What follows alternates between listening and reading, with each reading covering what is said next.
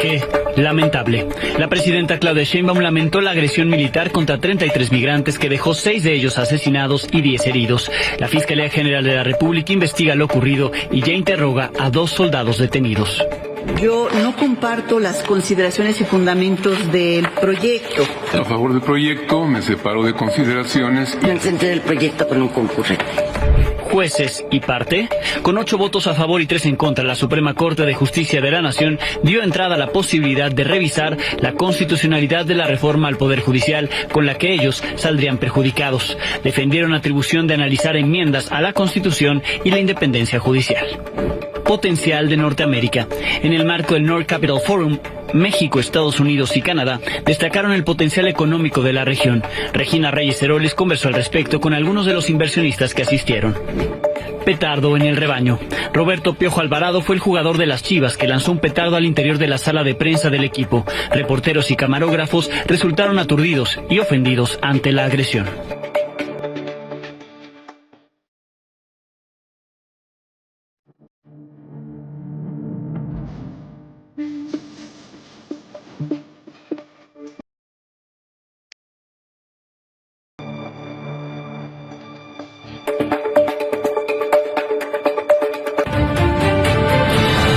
Noches, luego del ataque del ejército contra migrantes que dejó 6 muertos y 10 heridos en Huixtla, en Chiapas, que anoche le detallé aquí. Por la mañana, la presidenta Claudia Sheinbaum lamentó lo ocurrido, informó que la Fiscalía General de la República ya está investigando y dio la instrucción al general secretario para que no se repita algo así. Aunque más tarde dirigió un discurso ante las Fuerzas Armadas, solo hizo referencia a lo sucedido en Chiapas en su conferencia mañanera. Primero, es un hecho lamentable y tiene que ser investigado y sancionado. Los elementos de la Secretaría de la Defensa Nacional que dispararon ya están puestos a disposición de la Fiscalía General de la República. Y es la Fiscalía quien tiene que hacer la investigación de cómo ocurrieron los hechos, las responsabilidades, si hay responsabilidad adicional de mandos o solamente de los soldados que dispararon y cómo ocurrieron los hechos. No puede repetirse una situación así, se están tomando las medidas, el general secretario le da instrucciones para que esto ocurra así. ¿Sabemos las nacionalidades de las personas que murieron? Sí, son de Egipto, ¿es cierto?, de Salvador y de Perú.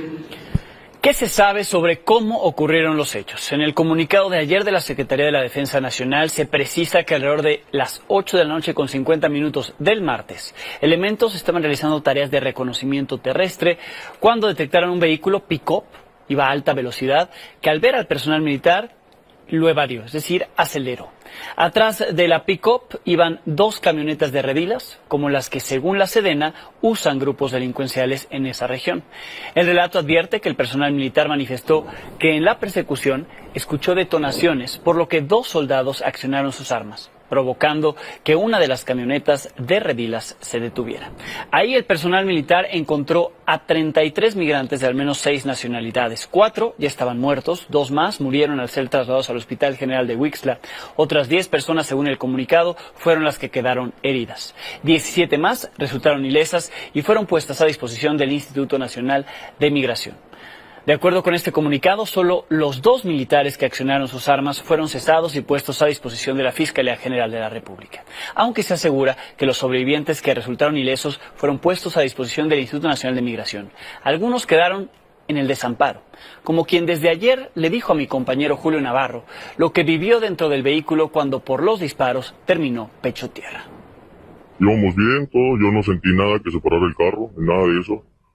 Cuando de eso, porque había diferentes voces que yo no conocía, diferente gente. Íbamos bien en el vehículo, cuando de eso yo me brinqué, yo estuve ahí directamente acostado, pecho tierra, y pues yo vi mucha gente muy amontonada y pues lo único que hizo, pues se brincaron encima de mí. Y pues lo que más me asustó, pues o sea, yo creo que por eso estoy bien, gracias a Dios. Y pues lo que yo hice, yo me brinqué, cuando yo me brinqué el vehículo, Pues yo vi puro monte, no vi nada, o sea, yo vi puro monte, yo ahí me quedé hasta amanecer. Esta tarde, la Fiscalía General de la República emitió este comunicado con más detalles sobre lo que ocurrió. Se asegura que los elementos del ejército fueron alertados de la presencia de personas armadas en la zona, por lo que acudieron a la carretera federal número 200, donde encontraron los 3 vehículos circulando. Personal militar refirió a la Fiscalía que fueron agredidos por tripulantes de ese convoy y por ello repelieron el supuesto ataque deteniendo una de las camionetas, mientras que las otras 2 se dieron a la fuga. Una vez identificados los 33 migrantes, algunos de ellos refirieron que el chofer había huido. Como lo informó la Secretaría de Defensa Nacional, 4 murieron en el lugar, 12 personas fueron trasladadas a un hospital, es decir, lo que comenta lo que informa la Fiscalía General de la República contrasta con los 10 heridos de la Sedena. La Fiscalía en este comunicado dice que fueron 12 heridos trasladados a hospital. Más tarde murieron 2 personas. Este jueves la Fiscalía General de la República interrogó a los militares sin que se hayan compartido más detalles. Sobre los migrantes que fueron asesinados, la Fiscalía aseguró que de los 6, una persona era de Perú, 3 de Egipto y una de Honduras, que en la conferencia mañanera se dijo que era de El Salvador. Hay una persona de la que no se ha informado su nacionalidad de estas 6 que murieron. ¿Dónde se encuentran los cuerpos de los 6 migrantes? Fuentes cercanas a la Fiscalía General de la República confirmaron este espacio que están en el Servicio Médico Forense de Tapachula, Chiapas. En este lugar no hay vigilancia extraordinaria, estas son imágenes de hoy. Las autoridades están a la espera de que desde los consulados o embajadas de sus países de origen se establezca un contacto con las autoridades mexicanas o chiapanecas para identificarlos y posteriormente repatriarlos. Hasta ahora ninguna persona de las 6 que fueron asesinadas ha sido identificada. El vehículo atacado se encuentra en la delegación de la Fiscalía General de la República en Tapachula. Hasta ahora, el gobierno de Perú ha sido el único que se ha pronunciado sobre el hecho. Las cancillerías de los demás países involucrados no han emitido postura alguna. La Sedena ha establecido comunicación con la Secretaría de Relaciones Exteriores para que se mantenga en contacto con las embajadas correspondientes para seguir atendiendo a los afectados, mientras que la Fiscalía General de la República solicitó ya a los consulados correspondientes su presencia y apoyo para la investigación que lleva a cabo, así como para el auxilio de las víctimas. Esta tarde el Instituto Mexicano del Seguro Social emitió esta tarjeta informativa para dar a conocer que 4 personas ya fueron dadas de alta de ese hospital general, 4 más continúan recibiendo atención, su estado de salud es reservado. En este comunicado se explica que al Hospital General de Huixtla recibieron a 10 pacientes y no a 12 como la Sedena y la FGR han mencionado, diciendo que 2 de las personas terminaron muriendo en el hospital. El IMSS dice que solo recibió a los 10 que sí fueron lesionados, pero que sobrevivieron. ¿Cuál es el estado de salud de los migrantes? Se dice que es reservado. Así es lo que se ha informado. Las reacciones por este caso llegaron hasta el Senado de la República, donde se brindó un minuto de silencio en memoria de las víctimas. Además, el senador panista Ricardo Anaya pidió que se discutiera a profundidad el tema en la sesión, al asegurar que lo ocurrido es una alerta de lo que pasa cuando los militares hacen tareas de seguridad pública o tareas civiles. El presidente del Senado le respondió. Esto es justamente la consecuencia de pedirle a los militares que hagan tareas de seguridad pública, particularmente cuando en tiempos de paz implican tratar con civiles. Esto es una tragedia para 6 familias, pero también es una tragedia para 2 soldados que no estaban entrenados para realizar esa labor. Entonces, venir a decirnos que ya no va a haber impunidad y que se van a ir con todo en contra de los soldados no es la respuesta que México está esperando. Hubo gobiernos que militarizaron verdaderamente el país, que bañaron en sangre, que asesinaron a civiles en retenes militares, y ha sido a partir de nuestros gobiernos que se les dio un marco constitucional. Por supuesto que es gravísimo lo que ha sucedido, por supuesto que se deben hacer las investigaciones correspondientes. Hemos brindado un minuto de silencio. Más organizaciones se sumaron al reclamo de justicia. En un comunicado, más de 50 asociaciones encabezadas por la Fundación para la Justicia denunciaron que militarizar la política migratoria no es una opción. Aseguraron que no hay garantía de que haya justicia ni reparación del daño y que la política migratoria no tiene un enfoque de derechos humanos. La Conferencia del Episcopado Mexicano también se unió a estas voces que rechazan el uso de la fuerza y de las Fuerzas Armadas en labores de seguridad pública. Pidieron al Estado mexicano realizar una investigación efectiva. Llamaron a garantizar condiciones de no repetición de hechos como este asesinato de migrantes, así lo calificaron. La organización Amnistía Internacional llamó a que haya justicia y reparación del daño. La ruta donde fueron asesinados los migrantes se ha convertido en una zona de tránsito para evitar los retenes en la autopista que conecta la zona fronteriza con la costa norte. Es un trayecto usado para transportar personas provenientes de Centroamérica y de Medio Oriente. Es un trabajo de Jonathan González. Las políticas migratorias restrictivas y basadas en la seguridad nacional favorecen la creación de rutas alternas cada vez más invisibles, más clandestinas, más costosas, más riesgosas para la integridad de las personas. Esta es la ruta migratoria más transitada en Chiapas, pero también la más peligrosa. Abarca 18 municipios, inicia en Suchiate y termina en Arriaga, municipio que colinda con Oaxaca. Sin embargo, desde hace 3 años la instalación de retenes se agudizó en la carretera costera, lo que provocó el incremento de rutas marítimas entre la costa norte de Chiapas y más personas en tránsito en la sierra, pero también incidentes como el del martes. Pero ahora me dicen que la zona un poquito más insegura es desde Escuintla hasta Mapastepec. Esa partecita han desaparecido muchos, los han agarrado, los han secuestrado y pues no sé mucho, pero sí esa parte es la más riesgosa, ¿vale? Esta es la entrada hacia la carretera libre que conduce del municipio de Huixtla hacia el municipio de Villalcumatitlán. Es prácticamente una carretera en paralelo a la costera que comunica igual a ambas demarcaciones. Sin embargo, pues a escasas 1 hora y media es donde se ubica la comunidad de Los Cocos. De acuerdo a algunos especialistas, esta es la ruta que actualmente se ha utilizado para el trasiego y también para el tráfico de personas que vienen no solamente de Centroamérica, sino también de Medio Oriente.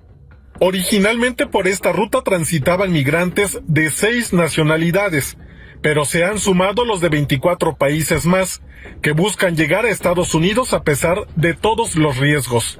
En los últimos 3-4 años, los distintos grupos de delincuencia que se dedicaban al tráfico de personas, los conocidos como polleros, fueron completamente desplazados por los grandes cárteles del crimen organizado, encareciendo entonces los costos que tienen que pagar en las cuotas como derecho de paso.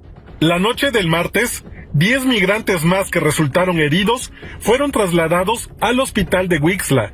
4 ya fueron dados de alta y son atendidos por el Grupo Beta del Instituto Nacional de Migración.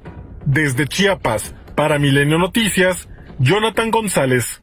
Esos son los riesgos a los que se enfrentan los migrantes que intentan llegar al norte del país en su sueño por llegar a Estados Unidos.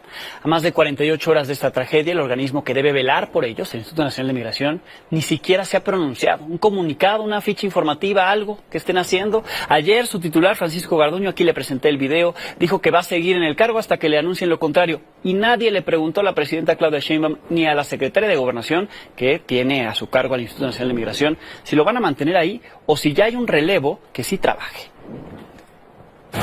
En el Campo Marte, en la Ciudad de México, la presidenta Claudia Sheinbaum participó en la ceremonia de salutación de las Fuerzas Armadas, una tradición que representa la asunción del mando de tropas. Las Fuerzas Armadas reiteraron su respeto al mando civil y se dijeron orgullosos de ser comandados por una mujer. Ella les mostró su respaldo, dijo que cuenta con ellos para construir más obras.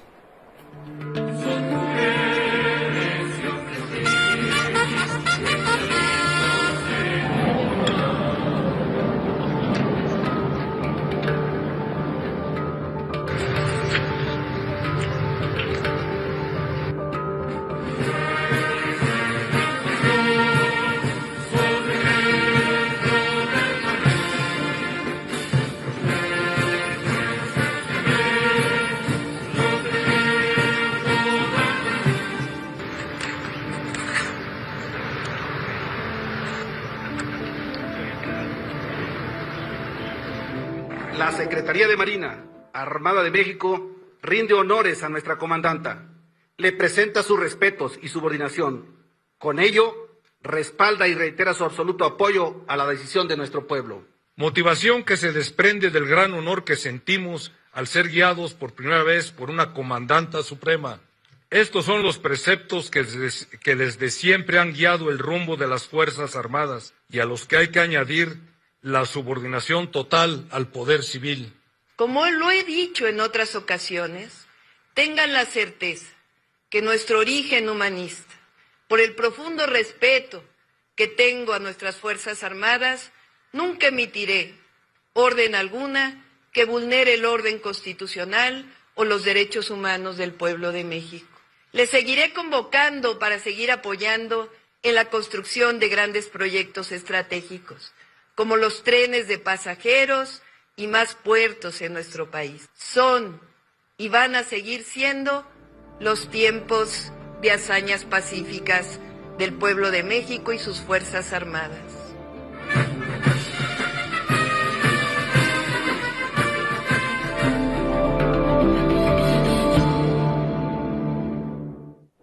En Sinaloa hoy se cumplen 25 días de la ola de violencia que inició desde el 9 de septiembre por una disputa entre el grupo de los Chapitos y sicarios del hijo de El Mayo Zambada.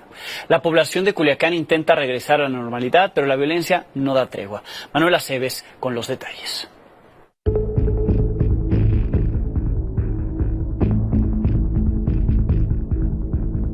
La guerra entre la Chapiza y la Mayiza, las dos facciones que hoy tiene el cártel de Sinaloa, sigue afectando a los culiacanenses. Septiembre, mes en el que estalló el conflicto, cerró con 142 homicidios dolosos. Aunque esta semana no ha habido bloqueos, la inseguridad persiste impactando a la economía. Aunque la gente ya se anima a salir a las calles, ha habido 60 robos en el centro y más de 200 en la zona urbana de la capital, obligando a varios establecimientos a cerrar. Quiero decirle que desafortunadamente estamos anunciando un cierre masivo de negocios. Se está llegando a la cifra de 40 negocios que han bajado sus cortinas aquí en el primer cuadro de la ciudad. Veo muy mal la situación ahorita en estos momentos. Estamos ahorita en una situación de emergencia donde debemos de tener mayor seguridad. Entonces veo muy mal que nos hayan desarmado en este momento. De hecho, si andamos en la calle no se ven ni tránsito ni municipal. Se ven las noticias que están poniendo más vigilancia, más personal de seguridad, más patrullas, más policías a que pues hagan su trabajo, ¿no? Que nos protejan, que nos cuiden y salvaguarden nuestra integridad. Pero sí, ahorita estoy viendo que está despejado las calles, no veo seguridad, no veo patrullas, no veo lo que se dice, pero pues nosotros tenemos que seguir nuestras labores, nuestras tareas cotidianas y seguir haciendo lo nuestro, pues, que es sobrevivir, trabajar y llegar a casa. Además de los homicidios, asaltos y robos, otro problema que alarma son las desapariciones forzadas. Las buscadoras se manifestaron y aseguran que comenzaron a repuntar antes de que estallara la guerra, como si los distintos grupos criminales se estuvieran preparando para engrosar sus filas. Que nosotros tenemos contabilizado desde agosto la violencia, porque en el mes de agosto en el estado desaparecieron más de 70 personas y nadie nos percatamos porque desaparecían 2, 1 y así, ¿no? Pero nosotros cerramos con 195 personas del mes de septiembre. Solo el 2 de octubre, la Fiscalía recibió 5 denuncias por privación de la libertad, así como 5 reportes de homicidios dolosos y el hallazgo de osamentas. Además, pistoleros balearon 2 vehículos y un domicilio en Villas del Real y fueron localizadas lonas con advertencias de la Chapiza para un grupo contrario al que responsabilizan de generar violencia. Desde Sinaloa para Milenio Noticias, Manuel Aceves. En Guanajuato, esta mañana fueron localizados los cuerpos de 12 personas con signos de tortura en distintos puntos de Salamanca.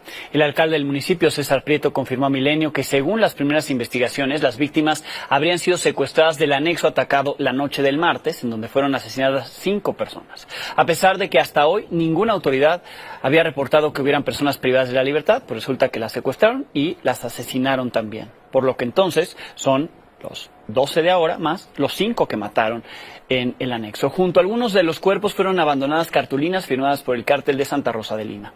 El alcalde aseguró que esta ola de violencia es un asunto entre criminales, por lo que la población puede estar tranquila con eso sucediendo en su municipio. Las autoridades de Guanajuato tienen identificados un total de 60 anexos en todo el estado. Muchos de estos anexos no cumplen con los requisitos mínimos de un centro de rehabilitación. Es un trabajo de Avelina Guevara. De nueva cuenta, el crimen atacó un anexo en Guanajuato. La noche del martes, 4 personas fueron asesinadas y al menos una más levantada en un centro de rehabilitación en la colonia El Rosario de Salamanca. La violencia en estos lugares siempre ha estado ligada a rencillas y venganzas entre grupos criminales. Es un tema lamentablemente entre grupos delictivos. La población civil no tiene nada que ver. La instalación de estos lugares en los 46 municipios de Guanajuato se ha vuelto muy común. La Secretaría de Salud Estatal identificó 60, pero no todos cumplen con los requisitos sanitarios ni de seguridad para operar. Muchos se abren en casas de renta, sin capacidad de albergar a más de 10 o 15 personas. Por eso, urge ordenarlos, regularlos y vigilarlos. Pues estamos nosotros preguntándonos también lo mismo, hombre, qué es lo que está pasando. Acabamos de tener una reunión con el alcalde de Salamanca y nos atendió bien. Por ahí nosotros le enseñamos unas propuestas que traíamos donde manifestábamos. No queríamos pues que saliera de control la situación ahí en Salamanca, como había sucedido en Irapuato.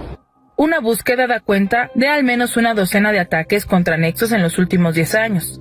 Pero el del 1 de julio del 2020 merece mención especial, pues dejó 27 muertos. Las víctimas fueron puestas boca abajo y les dispararon. Fue una masacre que conmocionó no solo a los guanajuatenses, sino a todo el país. Y la promesa es la misma de siempre, más elementos de seguridad. Ya vienen elementos a fortalecernos y bueno, van a venir más todavía para poder dar cobertura a todo lo que es el municipio y los alrededores. Yo sé que existe este temor de lo que está pasando, pero tengan la seguridad de que vamos a tener presencia en todo lo que es el municipio y en las periferias. Desde Guanajuato para Milenio Noticias, Abelina Guevara. En Tamaulipas, elementos de la Guardia Estatal abatieron a 4 sicarios, asesinaron a 4 sicarios durante un enfrentamiento ocurrido esta tarde en Matamoros. Además, 3 personas fueron detenidas. La balacera fue captada por alumnos de la Universidad Americana del Noreste, quienes estaban ahí en clases. Tras los hechos, fue asegurado un vehículo con blindaje artesanal conocido como Monstruo. En Oaxaca, las autoridades investigan el asesinato de Maite López Regalado. Es una mujer trans, Reina Mushe, cuyo cuerpo fue encontrado al lado de la carretera Juchitán-Tehuantepec. Ramón Bragaña nos cuenta. ¿Quiere la pizza? Dame una visita. Ella era Maite López Regalado, de 39 años, 2 veces Reina Mushe en Juchitán, Oaxaca. El martes, su cuerpo fue hallado en el paraje Rancho Llano, ubicado en la carretera federal entre Juchitán y Tehuantepec, con visibles huellas de tortura. No merecía que lo hicieran así. No sé por qué lo hicieron. Qué maldad hizo él, que lo hicieron así. Maite era originaria de la comunidad zapoteca de Juchitán, en el istmo de Tehuantepec, Oaxaca. Además de su activismo, era una modista ampliamente conocida. Confeccionaba vestidos para 15 años y novias. Los avisaron el miércoles, como a las 12 del día o a las 11, esa hora nos avisaron. Pues su hermano a la... Según la familia, Maite no tenía enemigos ni había recibido amenazas, nada que explique la brutalidad con la que fue asesinada. Entonces, para nosotros aquí en el istmo, sobre todo Juchitán, los mujeres pues, son muy respetados, ¿no? Muy trabajadores, trabajadoras. Y pues, Maite era una de esas personas, se dedicaba mucho a su trabajo. ¿Qué hacía ella? ¿Qué se dedicaba? Era modista. Era muy buena modista. Un día antes del homicidio, Maite había asistido a las celebraciones por el aniversario 159 de la comunidad de San Blas Atempa. Se desconoce en qué momento o por quién fue agredida. La Fiscalía de Oaxaca inició una investigación por el crimen, mientras que la comunidad LGTB exigió que se investigue como un transfeminicidio. Sin embargo, la familia no piensa interponer denuncia legal. Esperan que se haga justicia por parte de Dios. No pido nada más. Le pido a Dios que tenga misericordia de ellos, de lo que les quiera. Ese nada más. Según datos de la Asamblea Nacional Trans, en lo que va del año, al menos 50 mujeres han sido víctimas de transfeminicidio en el país. Con imágenes de Brian Martínez, para Milenio Noticias, Ramón Bragaña. Se abre un nuevo capítulo en el tema de la reforma al Poder Judicial. Hoy la Suprema Corte admitió a trámite el proyecto del ministro Juan Luis González Alcántara Carranca para que se consulte en el Pleno de la Corte si se puede impugnar esta reforma. La consulta se turnará a otro ministro que elaborará un nuevo proyecto que se expondrá al Pleno de la Corte, el cual determinará si se tienen o no facultades para revisar la reforma y en su caso frenarla. La votación de hoy fue de 8 ministros a favor, ahí en su pantalla, 3 en contra. Quienes votaron en contra son las ministras que han sido cercanas a la 4T, Loreto Ortiz, Lenia Batres, Yasmín Esquivel. Las dos últimas afirmaron que eso sería entrar a un escenario de golpe de Estado, es decir, revisar la constitucionalidad de la reforma al Poder Judicial, pues ellos serían una especie de jueces y parte. Si la Suprema Corte se arrogara atribuciones que no tiene, violaría el principio de supremacía constitucional, así como la división de poderes y el Estado constitucional de derecho. Estaría dando un auténtico, y lo digo con todas sus letras, golpe de Estado. ¿Es preámbulo esto de un golpe de Estado constitucional de derecho? ¿La Corte quiere desconocer el poder reformador de la Constitución? ¿Quiere crear una crisis constitucional inaceptable? Sí, el día que ese constituyente permanente decida poner en la Constitución que, por ejemplo, la mujer que decide interrumpir su embarazo será sujeta a prisión vitalicia, ustedes como juezas constitucionales o este tribunal tiene que acatar. En el amparo indirecto 70 del 2014, suscrito por grandes juristas de nuestro país, a quien respeto muchísimo, como lo es Ernestina Godoy, Adán Augusto López y Ricardo Monreal, en ese momento lo que pedían era revisar el proceso constitucional, el proceso de reforma de la Constitución. Nadie en ese momento, reitero, los acusó de golpistas. Evitemos debilitar el legítimo actuar del órgano reformador, así como politizar la justicia mediante una intromisión excesiva en la toma de decisiones de quien tiene la amplia capacidad normativa. Pareciera que la Suprema Corte no es un órgano democrático creado y dotado de competencia por el propio pueblo mexicano en la Constitución. Parece que estuviéramos aquí enfrente de los órganos que sí son democráticos y creados por la Constitución y el pueblo de México. Si antes no se habían presentado estas consultas o estos debates, es porque antes no se había llevado una reforma como la que se llevó a cabo en este país el mes pasado. Yo no encuentro razón jurídica para impedir en este momento ese análisis. Es solo un análisis. Después de esta resolución, trabajadores del Poder Judicial que protestaron por la mañana afuera de la Corte festejaron el fallo, lo mismo que líderes de la oposición como el presidente del PAN, Marco Cortés. En su cuenta de X respaldó la decisión de la Corte, dijo que la reforma es completamente inconstitucional al violentar el proceso legislativo y la autonomía del Poder Judicial. El vicepresidente de la Cámara de Diputados, el morenista Sergio Gutiérrez Luna, señaló que debe haber un juicio político contra los 8 ministros que votaron a favor de la consulta a trámite este día. Incluso puso una encuesta en sus redes sociales sobre si se debe proceder o no. Al respecto, el presidente del Senado, Gerardo Fernández Noroña, dijo que no es momento para eso, pero tampoco descartó al 100% la idea de un juicio político para los ministros que votaron a favor. Se admite este análisis de reforma.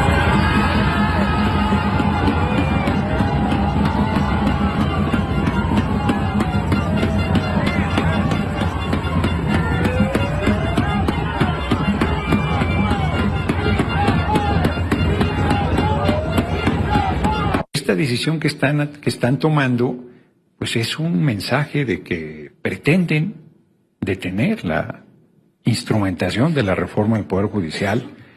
Y yo les digo con toda franqueza, vamos a hacer la elección de las personas juzgadoras, diga lo que diga la Suprema Corte de Justicia de la Nación. Yo no estoy con la idea de ir a juicio político en contra de ellos. En este momento, yo no soy de la opinión de iniciar un proceso en contra de ellos. Si ellos avanzan, creo que nos obligan a revisar y a tomar una determinación. Esa es mi percepción. Sobre la suspensión de actividades de trabajadores y juzgadores del Poder Judicial, el Consejo de la Judicatura Federal extendió la suspensión de labores hasta el 11 de octubre. Ese día se volverá a analizar si continúa o no este paro, mientras se seguirán atendiendo los casos urgentes. La presidenta Claudia Sheinbaum presentó hoy ante el Senado un paquete de reformas constitucionales en beneficio de las mujeres. En su conferencia mañanera, donde además asistieron todas las funcionarias que conforman su gabinete, explicó que se pretenden modificar 6 artículos de la Constitución. Con ello, explicó, buscarán garantizar la igualdad sustantiva y salarial, la paridad de género en la administración pública federal y estatal, así como el derecho de la mujer a un ambiente libre de violencia con medidas de protección. Así se anunciaron estas iniciativas. Todas las leyes y todas las disposiciones en nuestro país tienen que considerar las particularidades de las mujeres y sus derechos humanos. Se dispone de manera particular que las instituciones de seguridad pública ajustarán sus actuaciones a la perspectiva de género. Se establece la obligatoriedad de la paridad de género en la administración pública federal y estatal. Vida libre de violencia. Esta es una serie de reformas que para nosotros es un sistema de protección para las mujeres en derechos, acceso a la justicia. Por primera vez se define lo que es brecha salarial de género. Algunas situaciones que encontramos en relación a tipos de violencia vicaria. La presidenta también presentó la pensión del bienestar para las mujeres adultas mayores. Se trata de un apoyo económico de 3,000 pesos bimestrales para todas las mujeres del país a partir de los 60 años, de 60 a 64 solo mujeres. Recordemos que a partir de los 65 ya está la pensión para el bienestar para todos los adultos mayores. Pero este es un apoyo exclusivo para mujeres adultas mayores de 60 a 64 años. El reparto de esta pensión iniciará en enero del 2025 con las mujeres entre 63 y 64, quienes podrán registrarse a partir del próximo lunes 7 de octubre y hasta el 30 de noviembre. En pantalla está el código QR que pueden escanear para buscar el módulo más cercano y poderse registrar a este nuevo beneficio. Sobre la situación que se vive en Acapulco, Guerrero, luego de una segunda reunión con autoridades locales, el gobierno federal anunció que la prioridad es el restablecimiento del agua potable. Ninguno de los 4 sistemas de bombeo que abastecen esta zona funciona, por lo que ya inició el reparto de pipas. Además, se continuará con la identificación de zonas afectadas para realizar un censo. Para la reactivación turística del puerto, se entablaron ya reuniones con empresarios. A través de la Secretaría de Turismo y de Economía se estará impulsando la reactivación económica del puerto. El embajador de Estados Unidos en México, Ken Salazar, envió sus felicitaciones al pueblo de México por tener a la primera presidenta, y en este comunicado publicado en redes sociales dijo que ve el futuro con esperanza renovada por ambos países, ya que han logrado una buena relación como socios. En este sentido, señaló que el TEMEC es una oportunidad para seguir profundizando la integración y aprovechar las oportunidades que surgen, como el nearshoring. Aseguró que Estados Unidos trabajará para construir una frontera ejemplar que sea moderna, segura y eficiente. Este jueves, por cierto, continúan las actividades del evento North Capital Forum 2024, donde participan empresarios, instituciones económicas y académicas. Hay presencia de Canadá, de Estados Unidos, de México. El embajador de Estados Unidos en México, Ken Salazar, el embajador de Canadá en México, Graham Clark, estuvieron ahí, manifestaron su confianza en que continúe el TEMEC para la integración de la región. En este evento, mi compañera Regina Reyes Heroles conversó con Harry Krensky. Él es fundador, socio gerente de Discovery Americas. Aquí parte de lo que le dijo. Alejandro, muy buenas noches. Encantada de acompañarte de nuevo para hablar del tema electoral y cómo las elecciones en Estados Unidos impactan a México. El día de hoy, desde el North Capital Forum, tuve la oportunidad de entrevistar a Harry Krensky. Él es fundador y managing partner de Discover Americas, un fondo de private equity que invierte en empresas para hacerlas crecer. Lleva 30 años de inversionista en la región y es, por ejemplo, fundador de Volaris, una empresa que conocemos, y está en el Consejo de Administración de Kitsania, otra empresa mexicana también que opera a nivel internacional.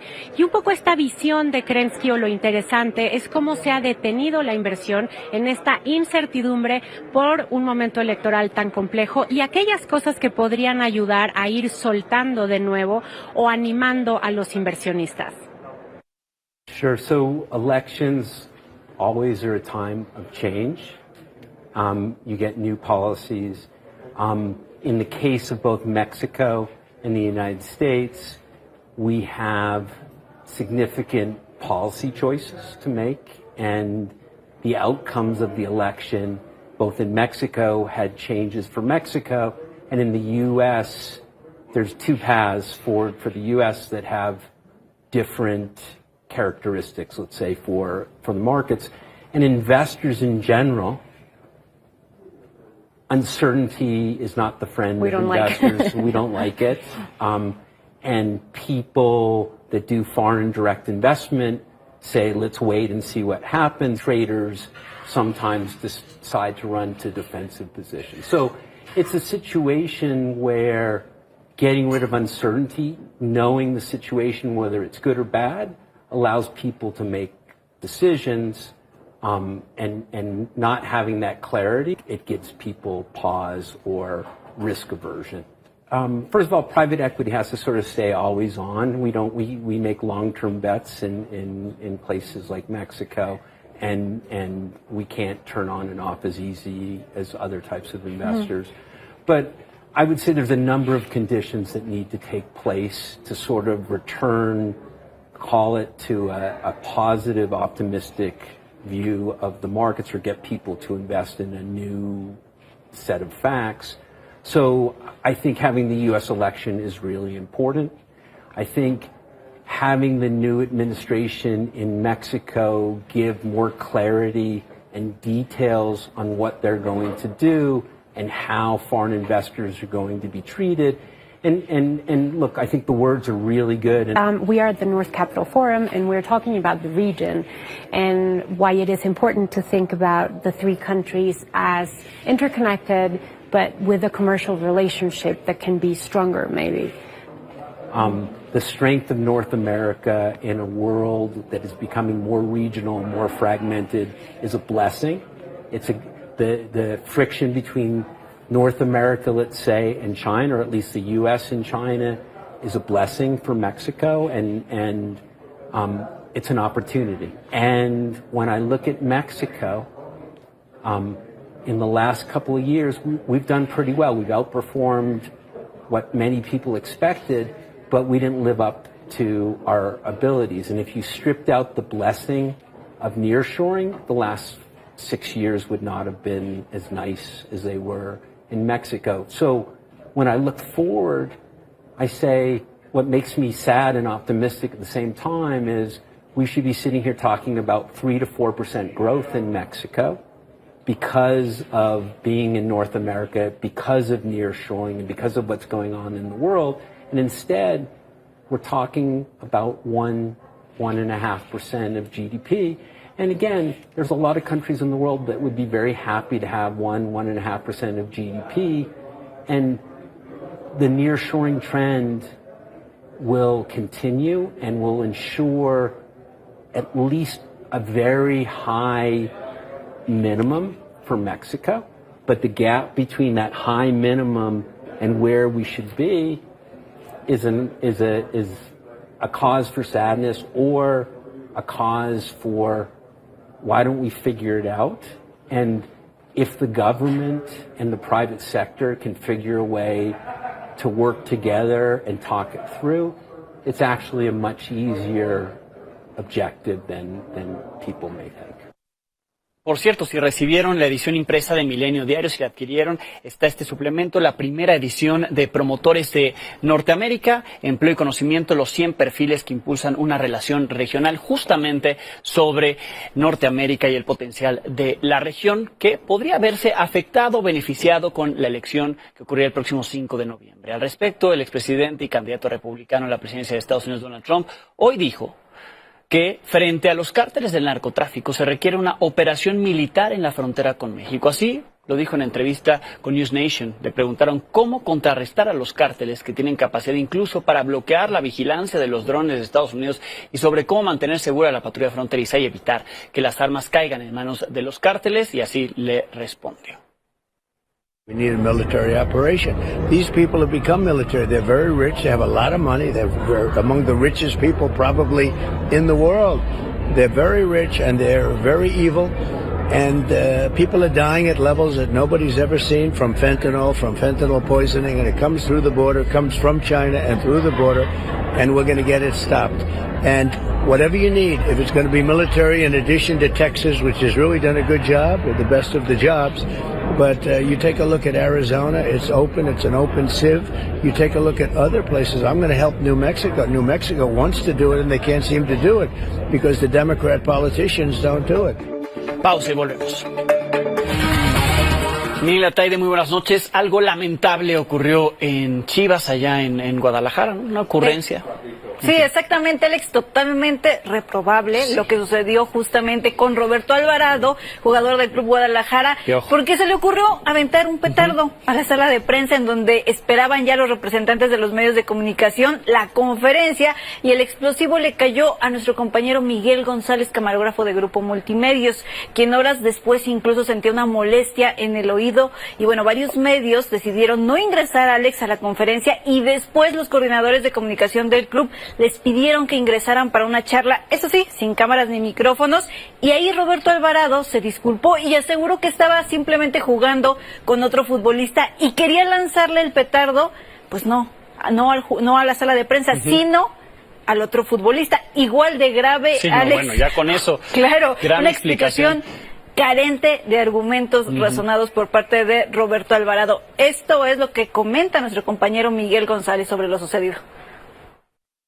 Yo imagino que truena o la bocina o algún transformador por la magnitud del sonido, y pues nada, volteo, veo rastros como de papeles, como del explosivo, y escucho risas, que yo supongo son de los jugadores porque a unos metros están los vestidores. El dolor en su momento era mucho, aturdido, me comentan que se me veía aquí rojo, y yo ahorita nada más volvió, ese dolor se había calmado, ahorita vuelve por dentro, y por acá abajo es donde se está sintiendo esa molestia. Ya después salió gente de Chivas, se ofreció una disculpa y nos hizo mención de que el jugador así es, que él así se lleva, que es algo común para ellos, pero pues evidentemente para nosotros no.